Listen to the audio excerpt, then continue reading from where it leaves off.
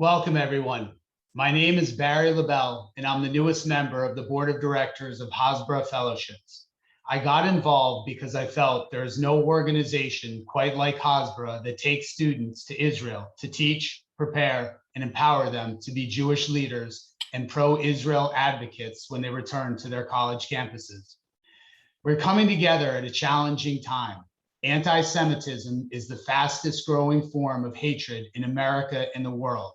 And the BDS movement on college campuses is not helping, to put it mildly. That is why we are here, to learn and educate ourselves, to take action, and nobody is better positioned than college student leaders to do so. All of you students on this call are leaders on your campuses. You have a huge opportunity being on campuses to influence our future and make the world a better place, not only for Zionists and Jewish students, but for everybody. I can't think of a better speaker to help educate ourselves than Shahar Azani. I will leave the introductions to our next speaker, but I'd like to thank you, Shahar, for being with us here today. Before I hand it over to Alan, I want to encourage everyone to take action after this call. And there are two easy ways that you can with Hasbara in the last 2 months of 2021. For the students, applications are open to join Hasbara Fellowships in Israel this winter. The first delegation goes to Israel December 12th, and there are still a couple spots left. Encourage pro-Israel student leaders on your campus to apply. There are missions going to Israel December 12th, the 19th, and the 26th, so one will work with your school's final exam schedule. For the community members, our yearly fundraising campaign is coming up on November 16th, which is in 2 weeks. Please look out for the emails and donate if you can on that day. All donations will be tripled, so it's a huge opportunity to help Hasbara make our missions to Israel and our material available to more students. Thank you for considering participating in that way. I want to thank everybody here on behalf of the Board of Directors for joining us, especially the student leaders who are taking time out of your week to learn and to engage with other student leaders and to empower yourselves as advocates on campus. With that, I'll hand it over to our moderator and executive director, my friend, Alan Levine. Thanks so much, Barry. Thank you to everyone for joining, and thank you, Shahar, for coming on as our keynote speaker for our November leadership session. And these leadership sessions that we've been doing once a month really are a great opportunity for everyone to come together to do continuing education. I see Hasbara fellows here who were with us in Israel last year before the pandemic. Some of you who were with us in August on the day on our first missions since the pandemic. And this is a great time to just continue our education. It's a great time to bring together sort of the two great parts of our movement. That's the students, the ones who do pro-Israel activism on campuses every day, and the community members, the donors and the supporters, those of you who make our work possible, even if you're not on campus. It's a great way to get all of us together in the same session. And so thank you all for joining us. And with that, I want to introduce our speaker, Shahar. And really, I can't think of a better person to come in for today's topic, which is the new anti-Semitism.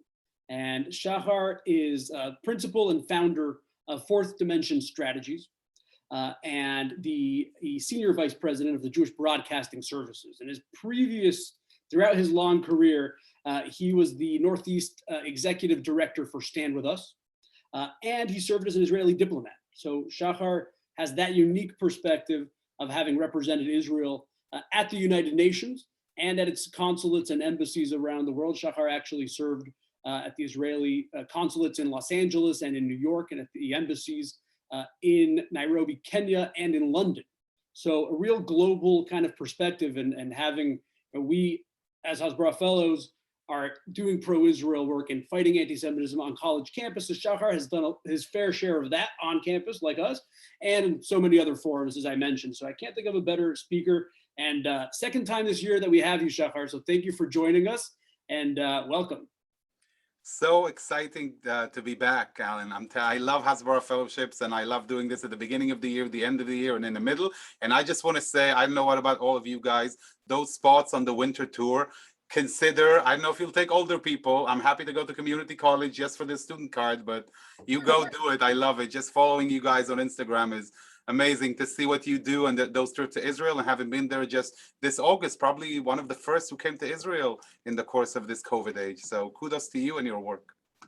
Great. Well, thank you, Shahar. And we're going to do this sort of interview style. And I have a few questions lined up. And about halfway through, we'll open it up to the audience and have the questions just fly at you. And I'll just start with asking good old media style, Alan, just like I used to do as a spokesperson at the consulate in New York. And I'll never forget how they would always say, Shahar, can we, send you the questions in advance just so that you can prep? So just like you, nobody did. So let's go at it. Well, I think this is a friendlier audience than when we're representing Israel in UN forums. That's an understatement. I think everyone's pretty pro-Israel here at Hasbara Fellowships. So I don't think it'll be, no one will be attacking you, but there may be some tough questions. So just, our topic is the new anti-Semitism. And, we are, though, campus activists. And so I think the first thing I kind of want to ask you and where we want to start the discussion is just, we've been seeing anti-Semitism on campuses now, for years. And those of us who do this kind of work, we could always say that the anti-Israel propaganda on campuses, the BDS movement and the Israel apartheid weeks, and that, that was anti-Semitism. And we always knew it, but it may have been hard to kind of make the case to say, this anti-Israel propaganda is really crossing the line into blatant anti-Semitism. And how do we kind of articulate that? And how do we, if you think it's accurate, how do we kind of articulate that? Well, this stuff is spilled over off the campus now, and we're seeing it in so many more places. Well, first of all, I just want to make this important point right at the outset. The beginning, what we're doing now here, and what you do continuously all year round, to bring together student leaders, to bring together people who can stand up for Israel, who have the experience of having seen reality on the ground, is the most significant tool in organizing to fight the issue. Organization is absolutely essential. The goal of the bad guys would be obviously to separate us from the herd, to make each and every one of us, including on campus, but also beyond in the workplace and elsewhere, to feel alone, like we have no one else. It's just us fighting the fight, and that makes it easier for the bad guys to either make sure that we say nothing in the face of blatant anti-Semitism, or even, some people take the easier route of, why don't I join the choir? There is no cost for me. So this is super, as we say, chashuv, to come together, to identify the problem, and to be part of the power grid of Zionism and pro-Israel in what you're doing here tonight and continuously. So this is very important for everyone to understand as a key to counter the problem. Now you go into the issues of, let's identify the problem. So what are we actually looking at? I have to tell you, as an Israeli, anti-Semitism coming out of Israel was not my number one priority. I didn't grow up in an anti-Semitic environment mostly. I wasn't familiar with, being a diaspora Jew, growing up in a society where I'm a minority, growing up in Israel and having Shabbat and Chagim and being surrounded by it made me extremely powerful in who I am. But then you march onto the world, and what you see in front of you and around you and what you hear caught me by surprise. And I'm just talking about myself now. I wasn't, for me, anti-Semitism was something I studied in high school for my matriculation exam in Jewish history. But to see it alive and too well, and kicking, I have to tell you, one of the moment of realizations for me was when I post the Second Lebanon War in 2006, when I spoke at the University of Makerere in Kampala, Uganda. What do you expect to see in Kampala, Uganda?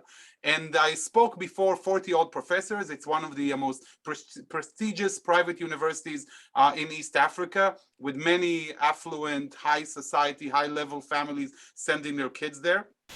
And here I am providing a briefing about the Middle East. And one of the professors raises a hand at the end and says, dear Deputy Ambassador Azani, I don't have a question for you. I just have a quick comment.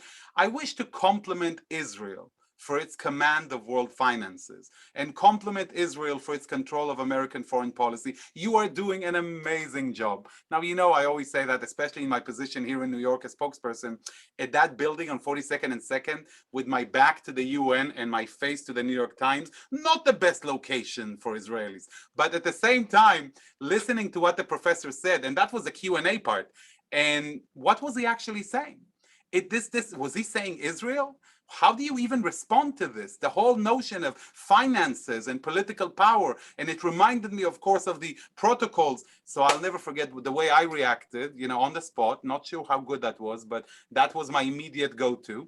Was I looked at him and said, thank you so much for your sincerity, Professor. I can see you're no expert in geography, but allow me to rephrase your statement. And I bent a little bit and rubbed my hand against each other and said, I wish to compliment the Jews for their control of American foreign policy and compliment the Jews for their control of world financing. You're doing an excellent job. And if that reminds you of any protocols of any elders of any certain nation published in the 19th century, it's entirely up to you. And for us to understand the criticism around us, I use a very simple test, the same I applied in 2006. I take the word Israel out and I put the word Jewish in. And then I replay that sentence to hear exactly what the individuals, what the people around me are saying. And it's really not only an easy tool to use, but it also feeds into the standards that we have today in our international sphere. The IHRA definition of anti-Semitism, the International Holocaust Remembrance Alliance, which has been widely adopted. I love the legal jargon, the non-binding, binding, non-legal, legal definition of anti-Semitism, non-bindingly adopted by the US and others. And at the same time, we have the Natan Sharansky 3D test. Let's look at the arguments presented before us on Israel specifically and ask ourselves, are we delegitimizing the right of the Jewish people to have a state of their own? Are we applying double standards towards Israel compared to other nations on earth? And most importantly, are we dehumanizing Israel and the Jews the way the Jews have been dehumanized throughout history, and especially in 70 years ago by the horrible Third Reich? So you have those tests around you.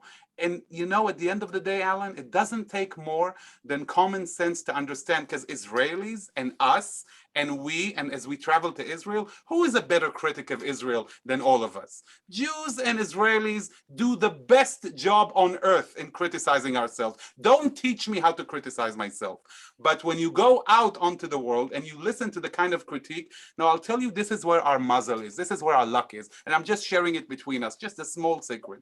If only our adversaries had the wisdom to criticize us wisely, the way we criticize ourselves, with the right nuances and understanding, because Baruch Hashem, thank God, it's Israel. There is so much to criticize under every tree, we'd be in trouble.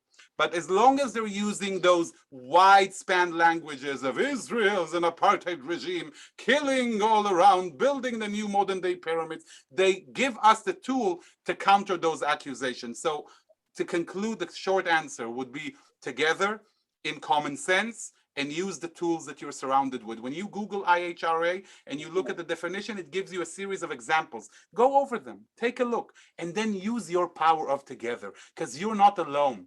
As HF member and others, we're all part of this amazing network. So share it, consult, see what you can do about it, and don't be quiet.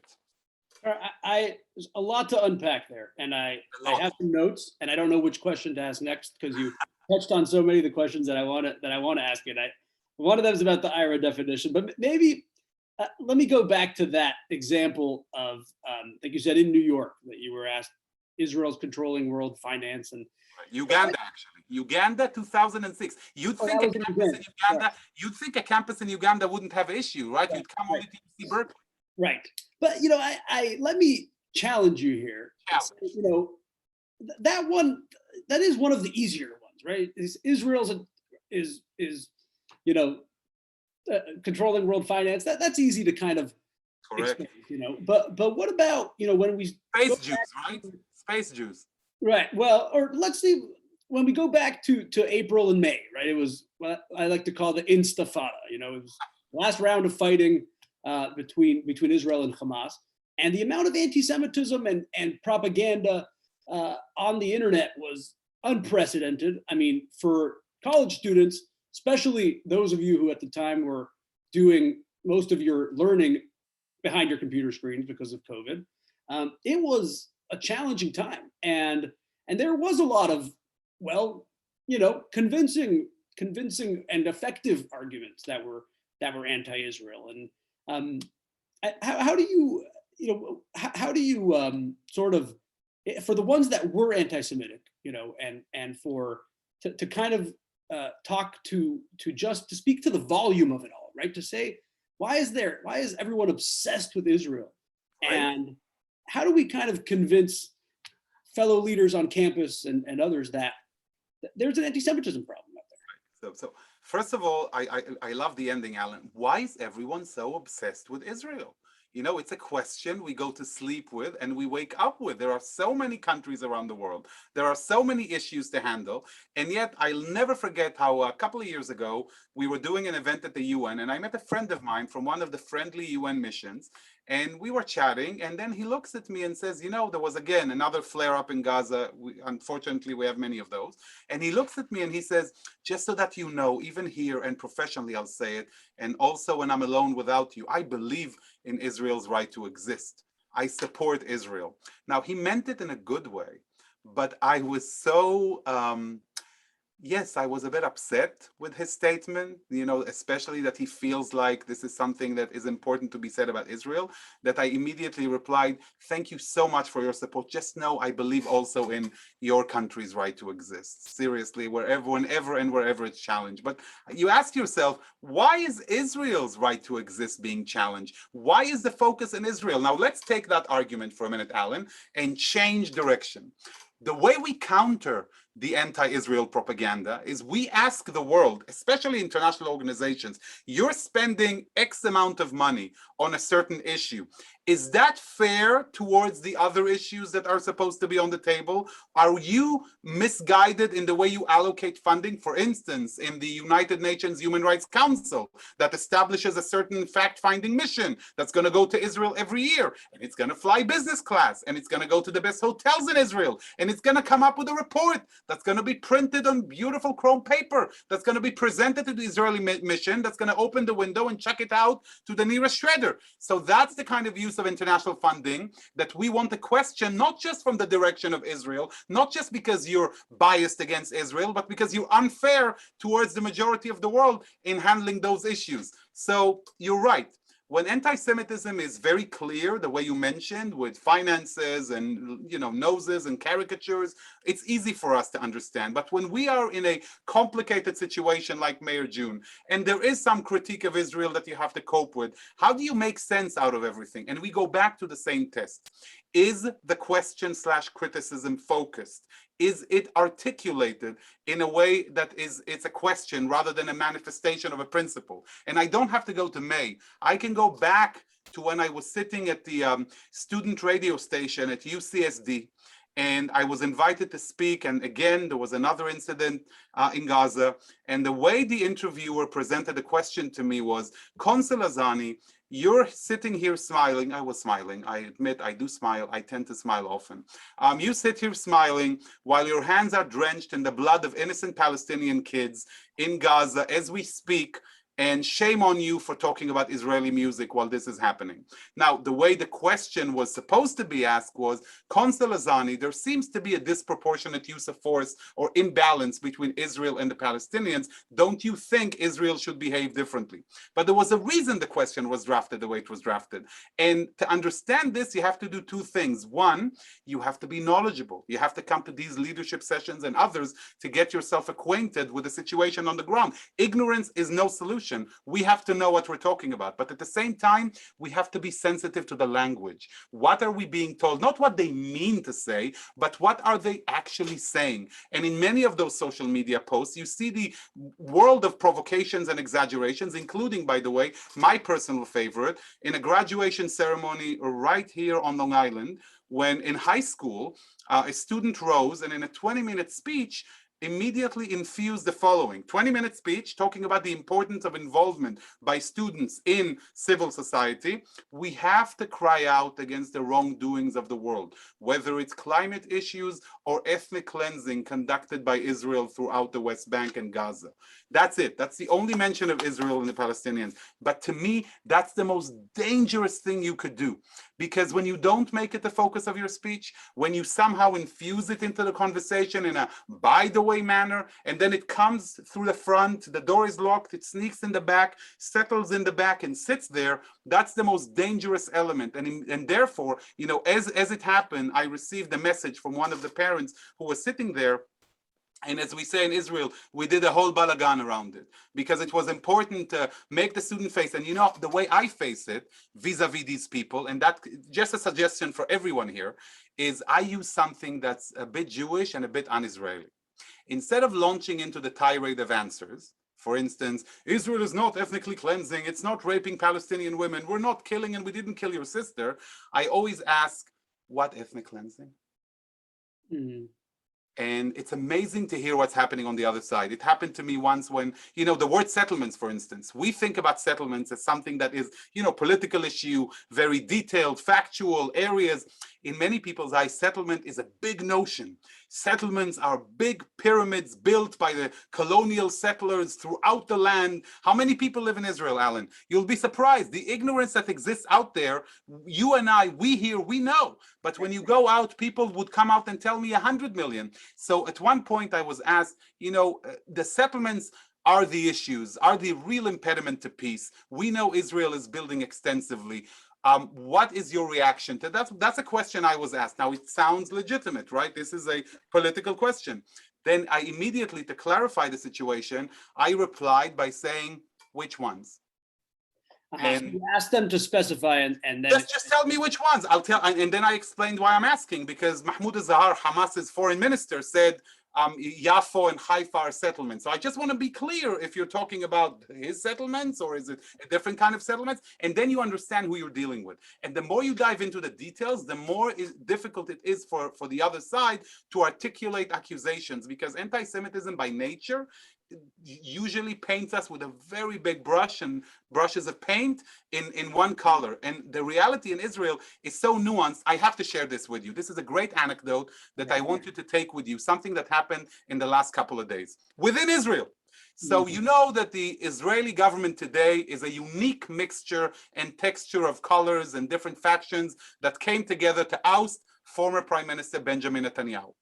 And this is a fragile coalition, but the toughest fragile coalition you'll ever see. Israel just passed a budget for the first time in 3 years. Great news. In the course of those budgetary negotiations, the party that joined the Israeli coalition, the Arab party, the United Arab List, headed by the dentist, Dr. Mansour Abbas, not to be confused with Mahmoud Abbas of the PA, and Mansour Abbas, who is now part of the government, part of the coalition, didn't take a ministerial position, but he's part of the coalition, stands on the podium in the budgetary discussions. And in one of his roles, he's presiding over one of the seatings of the Knesset as a deputy speaker. And the person who rose to speak was Moshe Gafni, a member of the ultra-Orthodox Agudat Israel Ashkenazi Haredi party. And Gafni is speaking about the plight of Haredi communities all over Israel. And he's supposed to speak for 10 minutes, and Abbas allows him to speak for 20. In breach of protocol.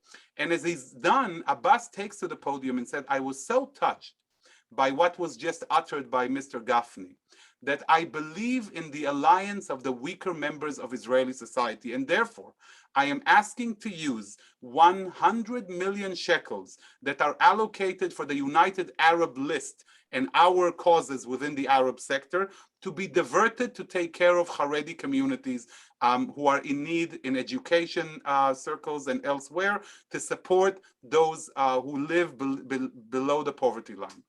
Think about that for a minute.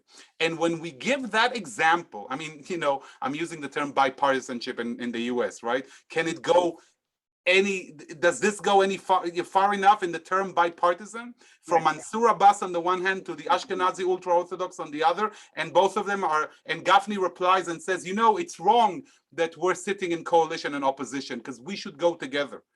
Our goals go hand in hand in caring for Israeli society. It's beautiful. And when you share those examples, and I used to do it how? When I go out and speak in colleges or different circles, I ask myself, where am I going? Is it a book club? Is it a history class, poli-sci, economy, law?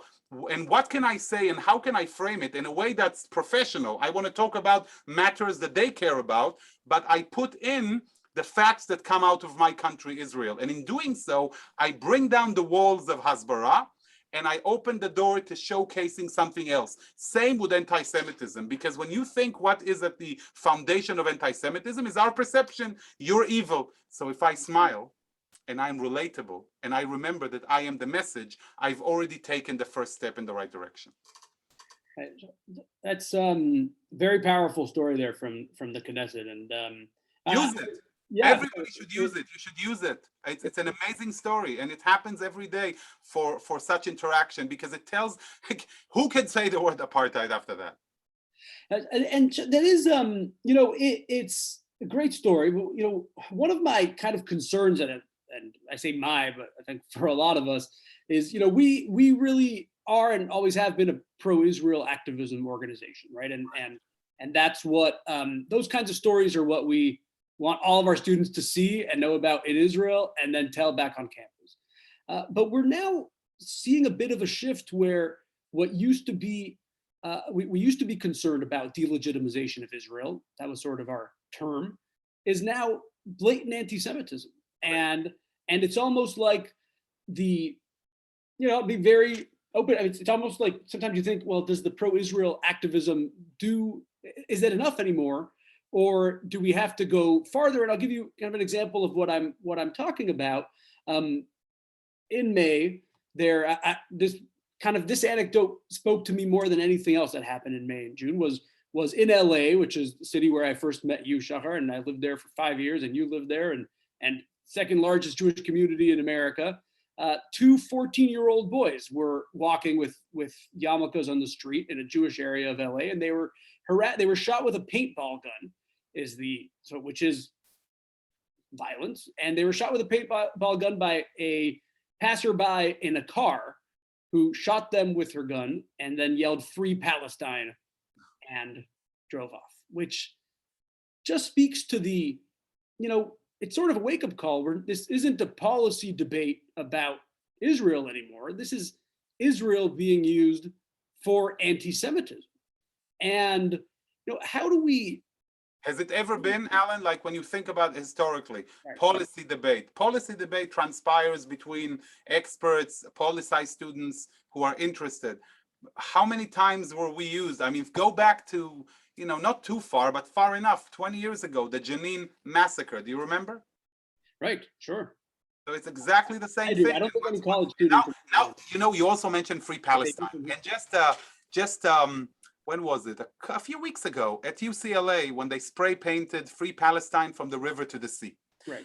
I want to take your anecdote, connect it with this, and just say something that I think is very important. Free Palestine from the river to the sea. The one element I want to unwrap here is the term Free Palestine from the river to the sea, and make sure that people understand, and this is something that we can do because we know, and there are not too many of us who sit here around the fireplace and having this chat, what it means to say Free Palestine from the river to the sea. Because most people, those who even say Free Palestine, you ask them, where is Palestine? What is Palestine? Where is it on the map? How many people live in Palestine? Most of them won't even know what you're talking about, but they use it, just like you said, Alan, as a slogan to slur Jews and Israel, the one and only Jewish state.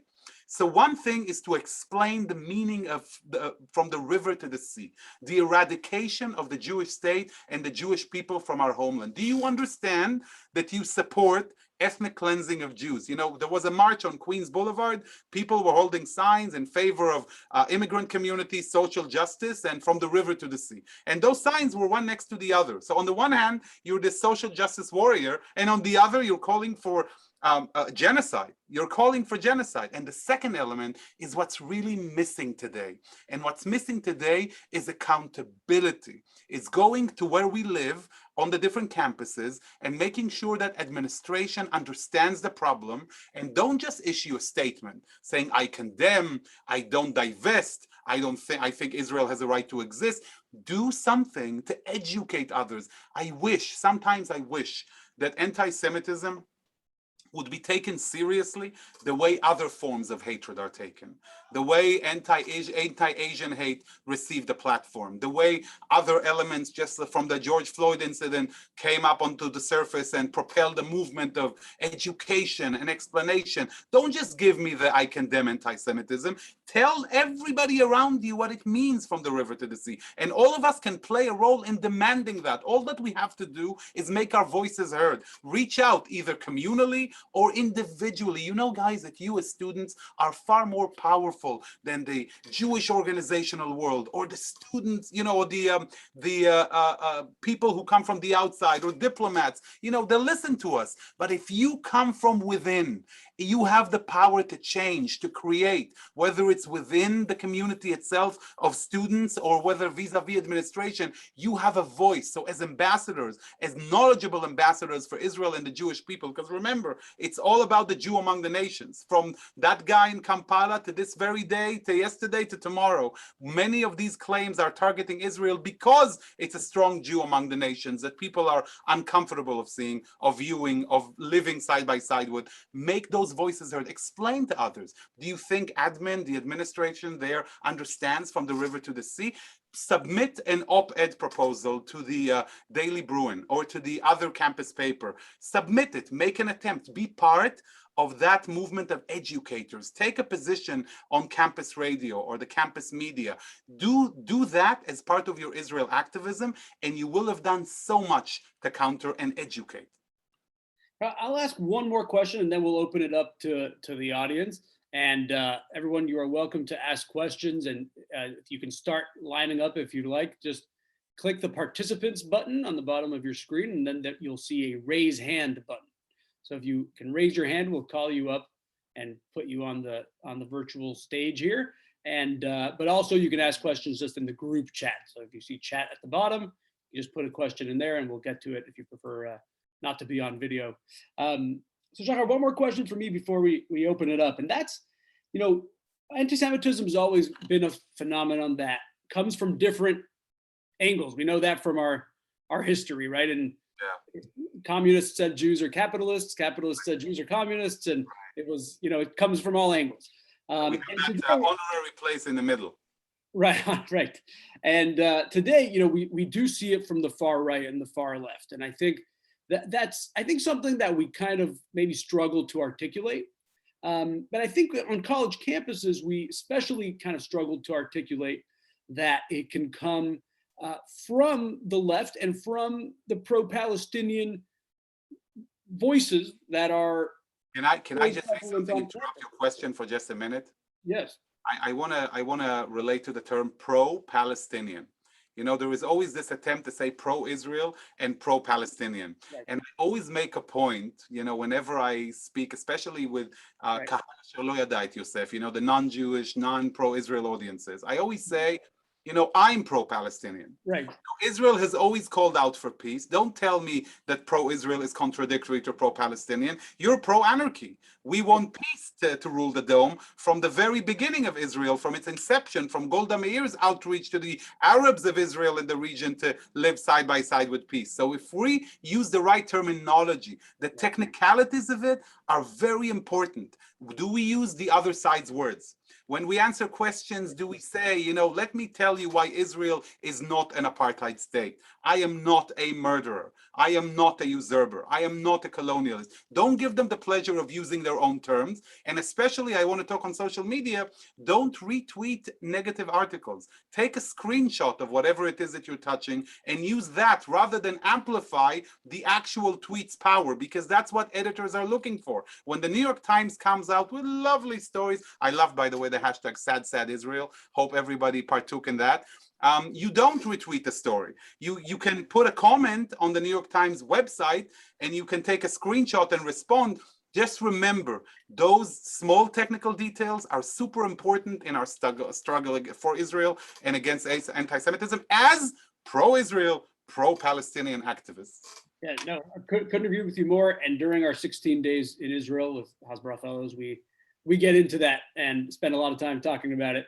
So we have a lot of experts on the call that are nodding your head. And By the way, I saw your post also about the Mizrahi Jews.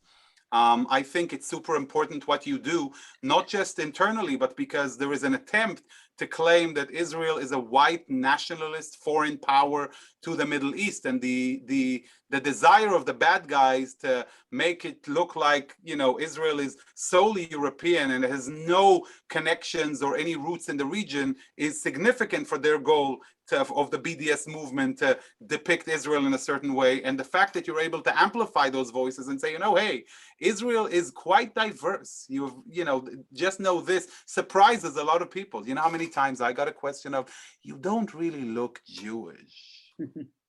So let me open it up to the audience. But first, if you could just speak to this very briefly, Shahar, I'm going to make you keep it brief because we have a lot of questions and hands that are being raised. Just this little dynamic that, you know, it's sort of easier to speak to, you know, when you hear of chants like Jews will not replace us, that is easy, right? Today, I saw Marjorie Taylor Greene use the Nazis again. Vaccine Nazis was her term. Sort of easier to point out, that crosses the line. But on college campuses, when it's in the name of social justice, in the name of boycotting Israel for the Palestinians and for Palestinian rights, and the group that's doing it is called Students for Justice in Palestine. Right. How do we overcome that obstacle? You know, and sometimes it seems that when we have allies or people like university administrators, they want to condemn the easy anti-Semitism. You know, Holocaust remembrance. There were swastikas on that's terrible. That's condemned. But even then, it's a mere statement and no follow-up, just like we've seen too many times out there with people who, you know, engage in anti-Semitism, and the best you could get is a statement, but no real educational issue. But yeah, I understand where you're going. So if you understand where I'm going, what do you say about it? How do we overcome? Very simply, first of all, know your audience. When you hear those claims about Israel, you have to understand, who are you speaking to? Are you speaking to people who are interested in hearing an answer and engaging with, or are you speaking to Students for Justice in Palestine who are not really necessarily going to agree? You know, we have a common mistake, Alan. We think sometimes, and I'm one to believe in optimism and the power of the rainbow, but even if I sit hard and give a lot of krembo to the bad guys, they're not going to sing Hava Nagila and picture Golda Meir with me. I can convince Muslim students or the Students for Justice. I won't convince them. So I have to think, where am I going to put my energy in? Sometimes people who are not as familiar with the topic would come out, just like you're saying, and say, Israel's move to ethnically cleanse the Palestinians. Why can't we? Why is it bad to boycott Israel due to its policy? Now you ask yourself, are you speaking to SJP crowd that's never going to be convinced? Don't bother. Or the truth is that the majority of the people have either no idea or are easily swayed about the issue because it's fashionable. At which point you say, okay, explain to me. So why do you think so-and-so? Why do you think Israel is? And you'll be amazed to see just how much that changes the conversation. I can tell you that there was a conversation, I believe last year on the Bill Maher show with John Legend. And John Legend said something on the show, and he said, it's very important for us as Americans to stand by the Palestinian people and their right to exist and to struggle against Israeli apartheid and oppression. And he was asked by one of the members of the panel on the show, he said, you know, I'm hearing you talking about the Palestinians, so, you know, with such fervor, but what about what's happening in Venezuela and the death squads and the killing of innocents there on the road? You're saying nothing about that. And John Legend was wonderfully honest in a way that, to me, I'll take it wherever I go. And he said, truth is, I don't know anything about Venezuela, but they're always talking about Palestinians on the news. So you understand that they barely touch the top because it's fashionable to make statements. But once you make an approach, Sarah Silverman did it once with the arrest of Ahmed Tamimi with all of the curls. And she says the new Joan of Arc. And she immediately got responses on Twitter saying, did you know what this Joan of Arc did? And she was shown the anti-Semitic quotes and et cetera, et cetera. And she took a step back and said, you know what? maybe people who don't really know what they're talking about shouldn't say anything. And when you talk about anti-Semitism to the left, I urge you to go to her podcast of a couple of weeks ago, in the course of which, for about 3 minutes, she was talking about Rashida Tlaib and Ilhan Omar and the Iron Dome and that hatred of Israel that she's so embarrassed by, because even when it comes to the protection of innocent, what is the kind of hatred that prevents those people from supporting such a clear and cut, positive, human saving life goal? So it all ties in together to how we handle ourselves. The biggest, the most important advice I'll give you is know who you're speaking to and how to address the issues, and you're 70% of the way there. Thank you for that, Shahar. And let me take a couple of questions. We have, I see Daniel Bielik's hand up. Daniel, you have your video? Yeah, I'm here. Go ahead. And if I could just ask everyone, introduce yourself, and for the students, tell us what campus you're from, and go ahead. I'm a 2020 graduate from the University of Guelph Humber. I've been to a couple of Hasbara events, was never a Hasbara fellow, but a proud advocate and ally of the Jewish community and Israel. I attended the State of the Union from the Wiesenthal Center the other night, or last night, I think. And Barry Weiss, who Shahar you might know as a journalist, and she spoke about how she used the terms of, she's wonderful. Yes, she spoke about how the Jewish organizations need to be taking more accountability for some of the tokenized Jews that are harboring anti-Semitic attitudes, that are the Jews that are used in consultation of why Israel is bad and how, and then thus that drives worse policy on campus. I know a number of instances in the GTA where that's happened, the Greater Toronto area. And so I wanted to ask you, why have Jewish organizations not succeeded where they needed to in ensuring that the herd sticks together around Zionism and around the Jewish community? And how can we ensure that that doesn't happen in the future, and or bring the outliers back into the community? Well, first of all, I just want to say that we criticize ourselves far too much. I mean, again, it's a great trait because it helps us evolve, and I've seen it a lot within the Israeli Foreign Ministry. We've made a lot of mistakes along the way, but truth be told, first of all, we have an issue.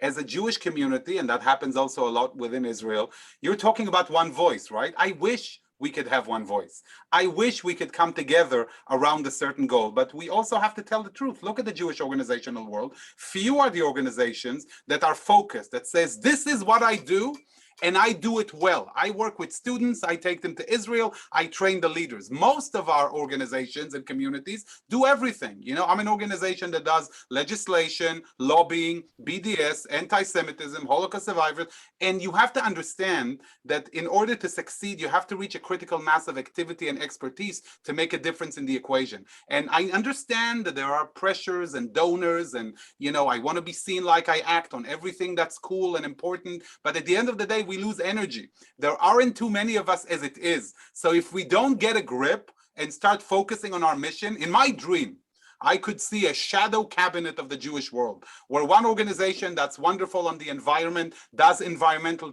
diplomacy, and another that specializes in reaching out to diplomats will focus on that, and other local organizations will take care of the needs of Holocaust survivors, and those who are dedicated for students will actually focus only on that, without the feel that they need to be another AIPAC in promoting legislation on this and that. So that's one major obstacle that we faced along the way. The second obstacle is, it's an inconvenient truth, right?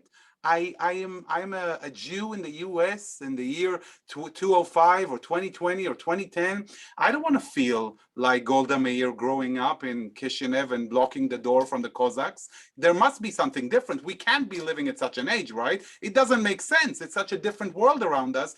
It's difficult for us to really understand, just like Alan also mentioned before with the kids walking in Pico Robertson there. The reality is that we do live in a challenging world where the old style anti-Semitism, 70 years after the world's deepest moral abyss ever, we're still rising to a very similar reality. And then we are also to blame when we don't demand focus on anti-Semitism. We are comfortable with hatred, racism, animosity, anti-Semitism, cakes, oranges, 2 eggplants, and a cucumber. So it's okay to say anti-Semitism is unique. It is a special issue. It is the kind of malaise that has accompanied the world for thousands of years and has cost the lives of millions of people. It's okay to focus on that and shed light onto that and said, this is truly the mother of all evils. So we have to tackle it because, as Alan said before, anti-Semitism dresses up so nicely. It's its policy when it comes to Israel. It's Madoff. It's the economy. It's my bank. It's this shop in San Antonio. Did you see the picture of this garage in San Antonio? I haven't, no. So it was a couple of days ago that said, "Hail Hitler and thank you, Dr. Porsche. How many Jews does it take? How many poison Jews does it take to make an Audi?" So, and that was like, I'm not talking about a small post. Like the guy really, he printed it nicely, he put it all over his shop. What I really found interesting and kind of laughable was that the mayor of San Antonio is called Nuremberg. So I thought it would be a nice way to pay the price. But the truth is that such blatant anti-Semitism exists, whether it dresses up nicely or it looks you in the eye in all of its ugliness. And we have the ability, we're approaching Hanukkah, to be those small candles, pillars of light that will pierce through the darkness with our words and with our deeds, with penning an op-ed and writing a comment on social media and spreading the good news. And if we don't do it, I told you it was too much for me. And thank you, Shahar. And if I could just remind everyone to mute yourself, please, if we can mute all. So I'll just say that sometimes it's too much for me either. You're good. You're good. Let me get to a couple of more questions, and I want to bring in Dr. Shmuel Katz. Dr. Katz, thank you for your question, which you wrote in the chat, and if you'd like to ask it, if you turn on your camera, we can bring you on. But if I don't see you, I will begin to just summarize it here, which you're asking, how do we go on the offense, if I could summarize it? And especially when it comes to the anti-Semitic players, the anti-Israel players in the Middle East. If you're on campus and you support Hamas or Hezbollah, or you lived even under the Palestinian Authority, you'd have very bad personal consequences, which is the word Dr. Katz used here. You'd have bad personal consequences. How do we, and Dr. Katz asked, why is that argument used more often? I heard Bill Maher make that argument in a kind of a funny way when he said Bella Hadid, if she was in Gaza, she'd go running to Tel Aviv. And so. By the way, a must-watch interview between him and Richie Torres. If you missed it, take the time to watch it. Really telling. So the way that Dr. Katz asks it is, that argument is underused. Do you agree with him? Is it underused? And if so, why? And how do we expose Israel's enemies for what they really are? I'll say this. First of all, it's true. So many of us choose to, it bothers us, right? So we speak, I always call it kishka diplomacy. We need to tell people what we need to tell people. So we don't leave space in our minds to go on the offense or ask questions or attack right back, because we're so busy always defending ourselves. And I think it's important to take the time and also ask the offensive question and ask ourselves, who are the people that we are surrounded with? Do you really stand by Hamas that supports A, B, and C? And to make those realities clear, because it's not being made clear. People think that organizations like Hamas or Islamic Jihad or others are these romantic heroes of morality who are trying to release the oppressed from slavery. That's the romantic vision that people have. And since we're so busy on the defense, always countering the attacks that were being... Now, how is that connected to alliances? Because if I'm smart enough and I go and join a group fighting for women's rights. And as part and parcel of that fight, I put in the situation of Palestinian women in Gaza who are suffering under Hamas. And I'm not doing it as Israel. I'm doing it as someone who cares about women's rights around the world. So you're able to build a coalition and do, by the way, exactly what they have done, only in such a deceitful manner, because they're infiltrating social justice organization, trying to paint a picture vis-a-vis Israel that's completely upside down, because they stand by those same organizations that are the warriors against social justice. And I say, if they can have the attention span to do it, so can and should we. Time for one more question, and I'll more, just a little bit. Okay. I'll hand it over to Barry Barnes. Barry, if you want to turn your camera on or your microphone on. Yes, And thank go you. ahead. Thank you. I'm now retired. I'm on the board of Masorti Canada, and I'm a longtime Hasbara supporter. It strikes me that both you, Alan, and Shahar, you're talking about the power of words. And that's what we heard last night, too, at the State of the Union address. And Alan, you used the phrase easy anti-Semitism. And there's a movement which I support, which is to eliminate the word anti-Semitism and bring it back to what it really is, which is Jew hatred. And when we use the term Jew hatred, the word hatred is much more able to communicate with the people that are, well, I'm against the hatred of blacks, I'm against the hatred of this, I'm against the hatred of that. Now, when you present to me Jew hatred, I have to react to it differently than I would when you say anti-Semitism, because anti-Semitism, I can say, well, anti-Semitism has always existed. Hatred of Jews has always existed. Anti-Semitism is a fairly new term. Thank you for that, Barry. And that's one of the questions I had written down and didn't get to. And Shahar, yes, why that? You want to take a question from Murray, and then maybe I can take both? Sure. Oh, okay, sure. So last question. Last, and then Murray, go ahead. If you could turn your microphone on, go ahead. You hear me? Yes, we hear you. I'm a retired pharmacist, and I've been putting in all my time fighting anti-Zionism and anti-Semitism. And I came to the conclusion that when Christians for 3,000 years in their churches said that Jews killed their God, we are too small a group to make a difference. And I ask, and Israel does this, we need allies. We need allies very badly. And I feel that that is an answer that the Jews of the world should use and go after blacks, Asians, and use them and fight with them, and they will maybe fight with us. Shahar, which I think what you're referring to there, Murray, is working with other minority groups. Absolutely. Right. So I'll start with Murray for a minute. I'll just say this. You're absolutely right when it comes to collaboration. You know, Alan, when I was in LA, one of the young leadership groups reached out to me and said, what can we do for Israel?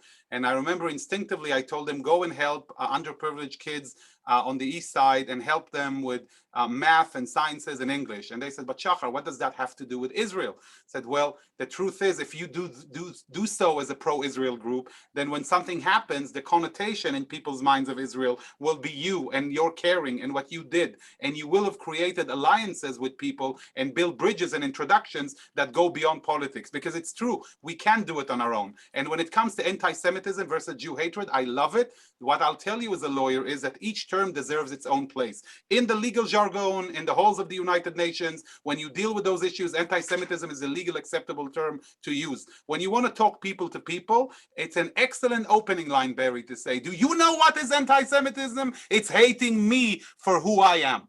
And walking in New York today, there are big posters of Asians and Americans of different origins. And by the way, you're going to love this, Shmuel. The title of the campaign is Stand With Us.